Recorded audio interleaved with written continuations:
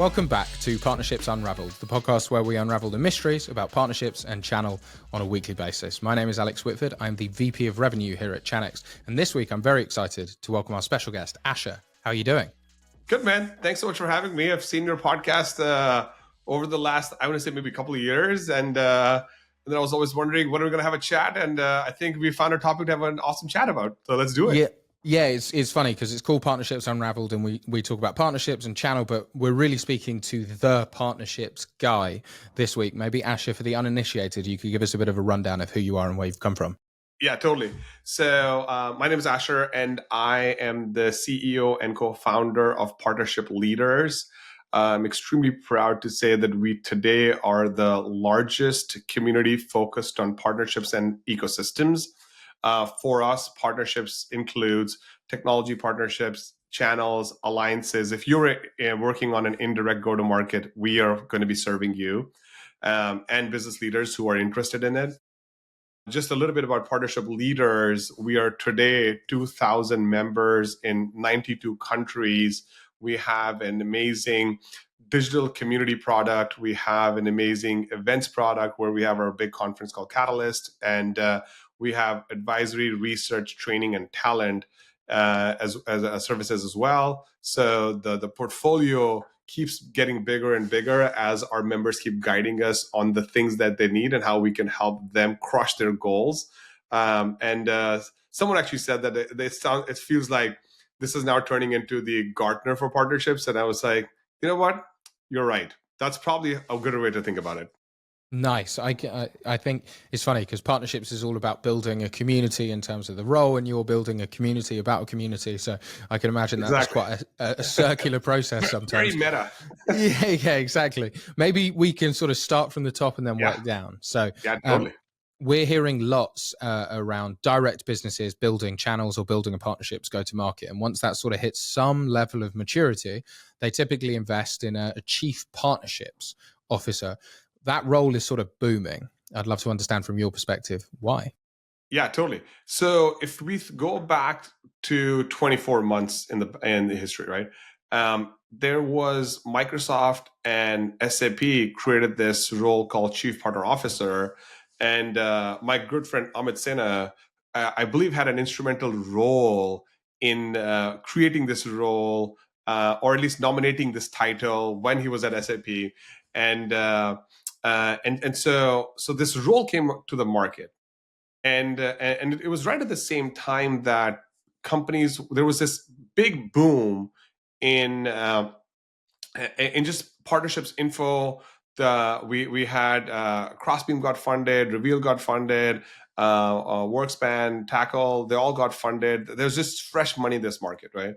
And then all of a sudden, you have this role created, but the role was created by enterprise companies, right? This is not some category creation, role formation thing where you can go create a category and own it type of thing. This was like large companies. So then we step back and say, well, why is this role created? And the reason why this role got created from my research is because companies wanted to prioritize relationships. And to do that, they needed to bring all the partnering functions under one umbrella so that they could create a very scientific view of way of managing all partnerships, not just one type of partnerships.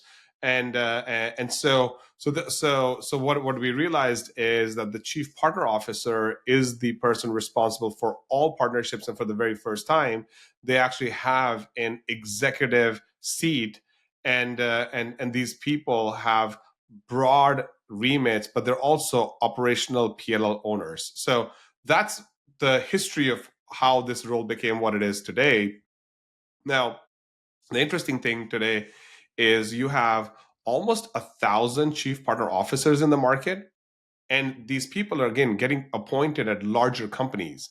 Like normally what happens is you have this CRO movement. I don't know if you were following the CRO movement, but the CRO movement started in SMB.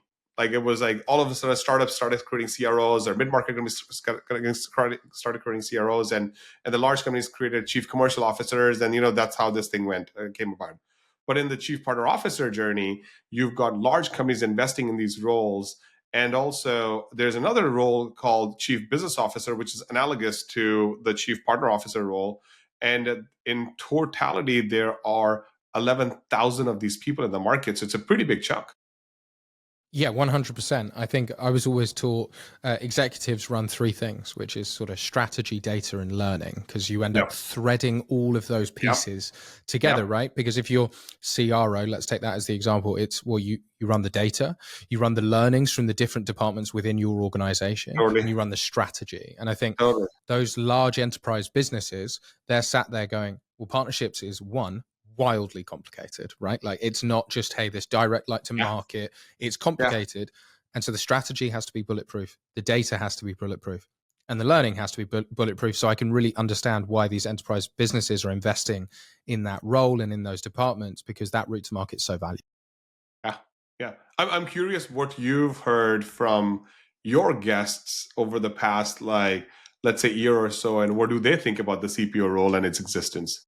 Yeah, I think it's really interesting because we sort of, in my world, we sort of look at horizontal partnerships and vertical partnerships, right? Vertical partnerships being your sort of channel, how are we selling indirectly? Your horizontal partnerships would then be your tech alliances, right? And so what I see and what I hear guests saying so often is you have your tech integration, right? That's how our technology actually, ones and zeros works with each other, but that's not go to market alignment.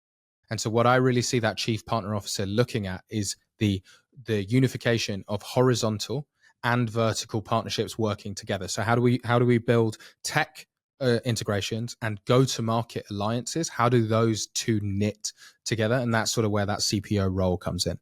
Yeah. Okay. I mean, that's a good mental model. I'll share one with you. So, if you look at the partnerships economy, right? And in an economy, you have people that produce things, people that distribute things, and people that consume things, right? And so, if you look at the partnerships economy, you've also got the people that produce the partnership, people that distribute the partnership, and people that consume the partnership, right? And so, the production of the partnership is technically an integration or a co-built software or piece of software or hardware too, or a service to. And then you've got the distribution of this, which is really where the channel plays a role because it's one directional today. And then you've got the consumption of this thing, which is where those alliance partnerships come into play, which is where solutions and services partnerships all live. So I've started to talk about the partnerships economy, and hopefully at one point in time we can actually get a point of view on like what does the partnerships economy as a whole look like, right? And it has all of these like parts to it, and that's one of the things that we'll actually focus on in 2025 SPL. Yeah, I'm sort of fascinated. Well, I quite literally have a podcast on it, right? So it'd be rude if I wasn't sort of fascinated with the subject. The way I sort of liken it in the B2B world, especially, is the consumer has got so used to the iPhone and the App Store, which is like, how do I get the best individual product, but housed in this thing where it's deployed perfectly and I know it works. And oh, by the way, it also integrates with all the other pieces. The consumer understands and wants that. And so we're now looking at B2B turning around and going, no, but I want that as well. And so then we've got this whole partnerships economy, maybe to use your terminology, Yeah, that's yeah, that's almost working backwards from Steve Jobs' vision in 2003 and going, we need to somehow build this for the enterprise, the mid-market, and the SMB, totally. because that's what our consumption model has grown into.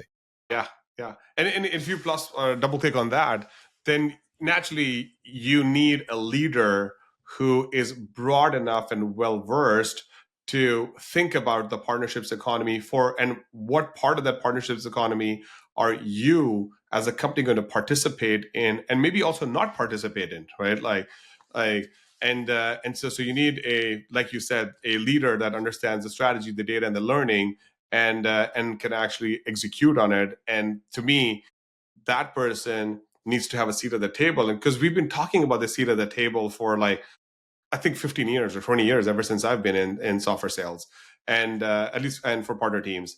And now we are at a moment where the world has created an environment that it warrants a seat at the table, because talent and technology are both expensive, and the market is rewarding companies who are efficient with their resources but still delivering results.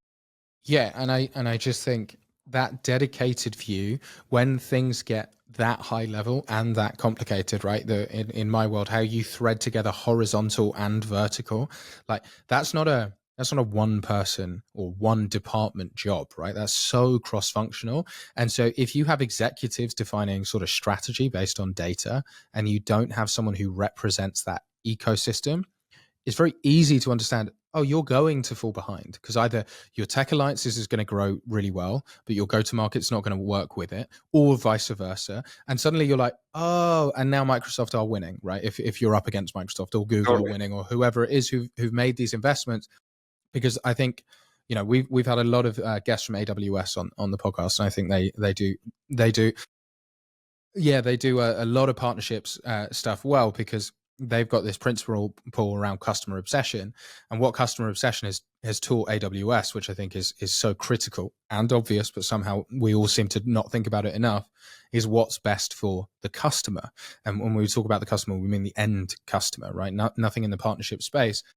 And then you start to make partnerships orientated decisions. How do we build a marketplace? How do we build the right teams and the structures and comp plans? And that has to be housed by someone who's thinking about it in that sort of very holistic way. I think ultimately that's what your CPO is going to spend their time obsessing over.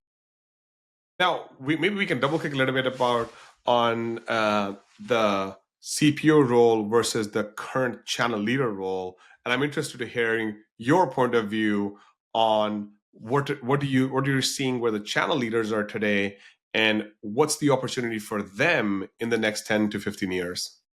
Yeah, so my bet is that chief channel officer for lots of businesses is going to become the chief partnerships officer in general, and it's going to become a chief channel officers focus on your distribution element, right? Which is the how do we go to market as effectively as possible, and so they're a route to market lever, in the same way that a revenue officer is a route to market, whether that be direct or indirect. They're responsible for driving those ones and zeros, right?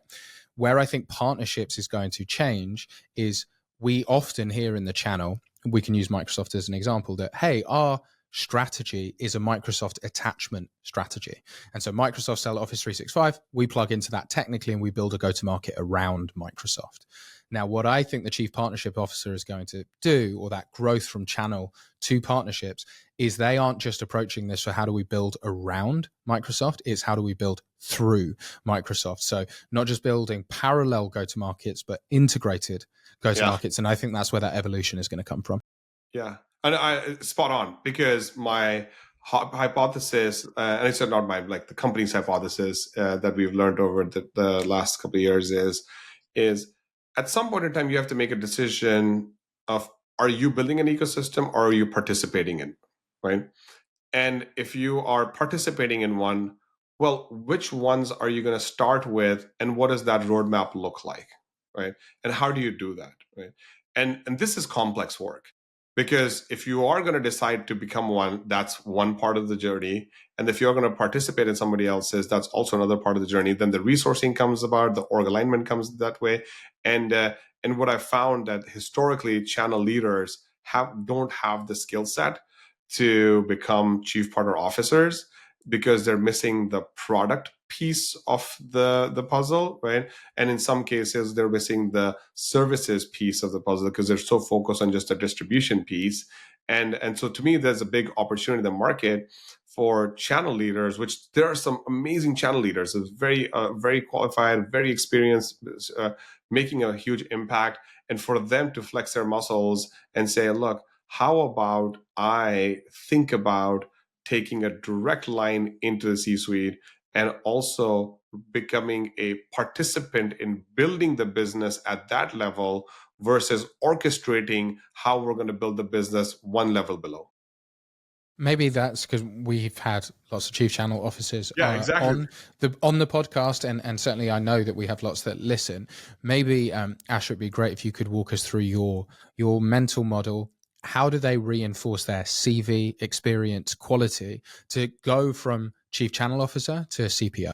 Yeah. So to me, one of the most important things for a CPO to do is to understand how the build by partner strategy works, and to become really good at articulating and presenting it. And the reason why I say that is because if you are on this journey and you look at what I just said as a destination, you will then start speaking the language of the other business leaders around that C suite table. And you'll also start participating in deeper conversations with their CEO. That allows you to build this trusted relationship with the CEO that is built on understanding the short term priorities of a business and the long term priorities of the business. And then as you demonstrate success, because you've already demonstrated success with execution, right? Then now you've basically positioned yourself as a leader who can talk about the buy, build, and partner strategy and also execute on your own piece of the business. That allows you to get an audience with your peers, and then your peers on that C-suite table will pull you in. Because at least this is my belief, in senior leadership roles, you need to get pulled in. You can't just barrage your way into those conversations. You need to get pulled in. You need to get the other teams need to the other leaders need to feel like you've got their back, and also that you're going to build with them, because that's what they're all trying to do, because that's how their compensation models are. Now, what is interesting in the marketplace, this happened, I want to say 6 to 8 months ago, is there was this narrative that a channel leader needs to fully understand how integrations work. And while that is true, that they do need to understand how integrations work, they don't need to fully understand it. They just need to know how it works. And they also need to understand how developers, that persona works. And this is no different than a channel leader saying, I'm going to work with resellers and versus I'm going to work with referrals, whether I'm going to work with OEMs, because they understand how to persona map, right? So I think the channel leaders are much closer to the becoming a partnership leader, but they do need to rebrand themselves, because that's an identity thing. And if they don't rebrand themselves, I feel like then they get bucketed in this box called channel, and that feels like legacy, and now you're part of the past versus creating the future. So just to quickly summarize, as a channel leader looking to move to the CPO level, you've got to understand the buy, build, partner strategy and become a participant in that conversation with the other C-suite executives and start making your way there. So that to me is foundational. The other thing that I think is foundational for challenge leaders is understanding and fully knowing how your P&L works. And they're pretty good, right? Because like they have to borrow money from the CRO's budget. They have to borrow money from CMO's budget. They have to borrow money. So they've been to that process of like where's all the budget that could be allocated to us? And then it becomes about allocating that capital, right? To other people or programs, which I believe they're also decent at. And some of them are like really good because they have larger teams. And so for the majority of the channel leaders out there, if they get really good command of their P&L and are able to explain and make bets that can be explained to the CFO, not the ROI of the channel program, right? The conversation is just different, right? And so because the CFO in that conversation is your friend versus you're trying to look for approval. And so to me, the operational skill sets and the P&L skill sets are a must. And then after that, you just have to pick any one of the big frameworks that are out there that tie strategy to execution, and you need to be heads down and execute. Yeah, I really think this is a difference. It's a nuanced difference, because I think a lot of the raw skills are similar, right? Everyone, I often hear around great CMOs make great CROs, make great COOs, right? It's a lot of the same strategic executive skill set. But I think the piece that I find really interesting is the difference between how we go to market and how we build towards market. And I think that is a very nuanced difference, because I think a chief channel officer wants to understand what roadmap and what the customer needs, and then builds backwards from the customer. Or certainly that's what the best chief channel officers do. They go, okay, who are we going after as an end user, and how do I build my channel in a way that in 3 years we are going to be able to get to that customer consistently at scale? Where I think the chief, go on. I was just going to say, I really love your point, and I was just going to say, like, the advice that I think we're sharing right now is for the emerging channel leader who potentially could just pivot from where they are into the CPO role. There are a number of extremely senior channel chiefs, let's call them, who I believe are looking to spend the next 2, 3, 4 years in the workforce. I don't think that they need to do anything different than what they're doing, because I believe they are looking at this as the last, maybe the last gig before they experience true financial freedom and live a fantastic life. Um, um, but for the emerging folks that are listening to this podcast who really are aspiring to be that I think for them it would be a critical mistake to just position themselves as a channel chief, because that role doesn't actually exist on an org chart, right? It's like it's a celebratory title. They're almost VPs of channels or SVPs of channels, but the chief partner officer is an actual title on the org chart. Yeah, and it's funny because I think if you go and look at the CRN top 100, right, the largest channel companies in the world, you just see chief partner officer, chief partner officer, chief partner officer. Because I actually think the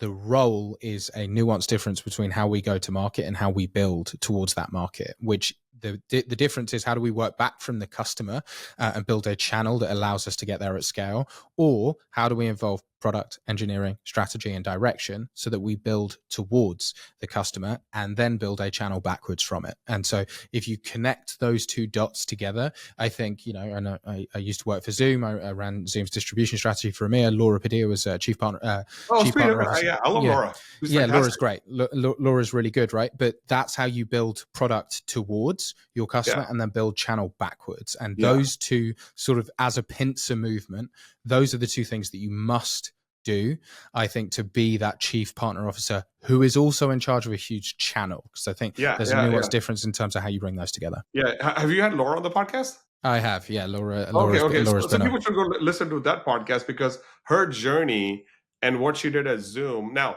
let's say part of it was just luck as well because of the timing of the market, but also she had to do a lot of work to take all this demand and like route that demand through the channel as per se, right? Or through the different partners, and also solve for customers' problems through integrations and create this amazing thing, which if you look at the Zoom product today, I was just looking at it yesterday, the apps have like music in them and they have all these other things in them. And all of that is like partnership work. And then she built this amazing partner strategy deck when she was at Sapphire Ventures, which is widely popular right now. So like the playbook's right there. Yeah, Laura's a killer. She was, we rode through some tough times. We shared a lot on the podcast, obviously, because we went through a lot of it together. But it was a wild ride dealing with the greatest tailwind I think anyone's ever had. I think even if you look at NVIDIA now and the AI bubble, right? But it was just, how do you operationally at scale deal with that level of demand? It was a great episode and it was a great experience.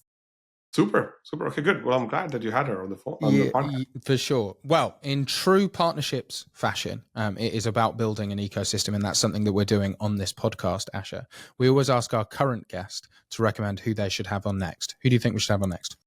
Yeah. So on this topic of chief partner officer, I would say you should bring on Greg Serafin, who has actually done a lot of work on just this role and just building ecosystems, because you also have to go from channels to ecosystems, which is another part of this journey. And I would recommend that you actually spend time with Greg on just understanding how to transform a channel into an ecosystem, and then how do you manage that? Because he can go into a lot of detail. And Greg's like a no BS guy. He'll just straight up tell you the things that are on his mind, which again is also great qualities in a chief partner officer. They just don't go like, dodge a question or talk around it. They just go tackle it straight up. And so I would recommend Greg. You have Greg on the podcast to continue this conversation a little bit further. Awesome. Greg, we're coming for you to chat all things ecosystem. Asher, thanks so much for coming on. Thanks so much for having me, man.